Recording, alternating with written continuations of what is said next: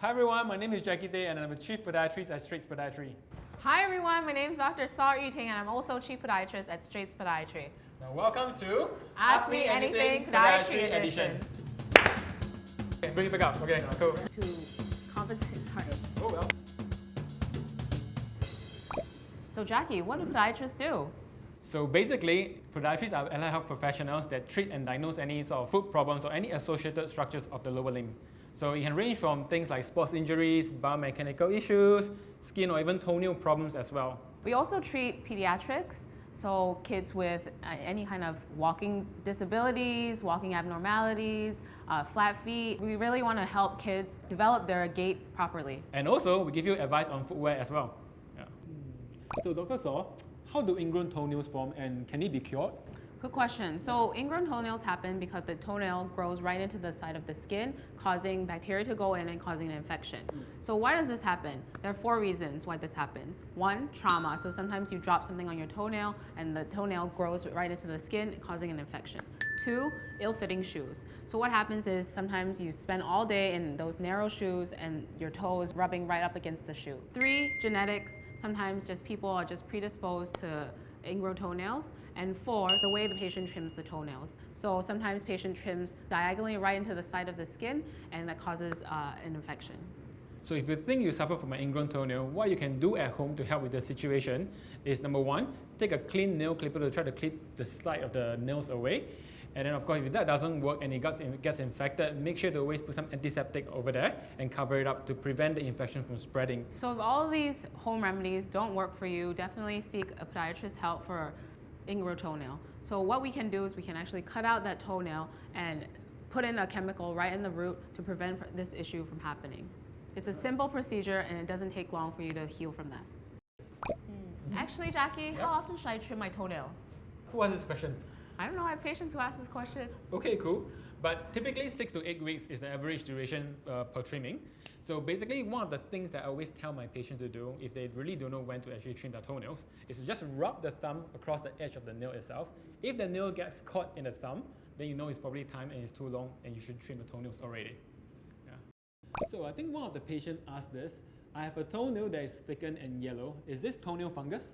So that's a good question. So some of the 3 things that we do look for toenail fungus is 1, discoloration. So sometimes those nails are yellow, brown, or even green in color. 2, whether the nail is brittle. 3, whether there's debris underneath or even if there's lifting of the nail from the nail bed. So how does podiatrists treat this? So podiatrists, we have two forms of treatment. 1 is this photodynamic therapy light treatment, which is really a laser treatment. So we would trim off as much of that fungal nail and then shine the light treatment on your nail for total sessions of 6 sessions. 2, if your fungal nail is too severe, you would do a combination of the pack therapy plus oral medication and even a simple procedure where we might have to remove all of that nail. Right. So you must understand that fungal nail infection itself is a progressive and it can spread further. So one of the most important things you should do is to get treated early, otherwise it's going to be more difficult to treat at the end. Is it okay to wear Crocs every day? Okay, no offense to Crocs or any other shoe brands out there, but generally what I tell my patients is that if the shoe, you can fold it, pack it in a luggage, go overseas with it, these are generally not good shoes because they are way too flexible. So the features of a good shoe that we normally recommend is at least to have a firm heel counter, so at the back of the heel it doesn't press down easily, and at least it doesn't twist and bend easily across the middle part of the sole. It should only bend where the toe is supposed to be. So the next question is, are pointy toe shoes bad for me? There's no real good way to break this to you, but yes, they're bad for you. Yeah, okay. So really, why are they bad for you? It's really because over a long period of time walking in these types of shoes, it can create claw toes, hammer toes, or even calluses on your feet, creating long-term issues when you wear them. Yeah, but didn't I just see you wearing that yesterday? Well, I can only tell you that I know the facts. I can't tell you that I practice the right facts. Oh well.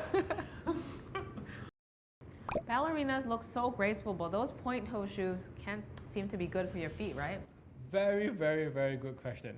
Okay, so I have to say, as no disclaimer, ballet is actually a very good sport. It helps to improve strength, balance, and flexibility. However, those shoes definitely can cause injuries and deformities of the toe and the feet. Because basically, the first thing that what ballerinas will do when they receive the shoe is to break that shank, because they need to go on point. And then going on point puts all the pressure down to the tips of the toes and causes them to claw up, causes them to become hammer toes, and also a lot of hard skin at the tip of the toes itself. One of the things you can actually do is always make sure that the size of the shoe is well fitted, and then replace them timely if they start to show signs of wearing out.